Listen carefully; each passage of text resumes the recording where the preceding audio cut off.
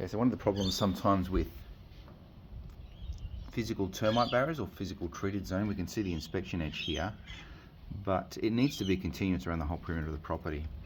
But sometimes things conceal it. So this end of the barrier or physical treated zone, we can see that it goes up against this cladded section here, and you'll notice that the inspection edge is now covered by this piece of timber and the cladding as well. So it disappears now for the rest of this wall, so we don't have a continually visible edge. So this section now becomes vulnerable to termite attack. Now if we follow this barrier along, we have another problem here. So we can see here the edge of the stainless steel mesh, and now the path covers over the edge of that physical treated zone. We can't actually get in there and have a proper inspection of that edge.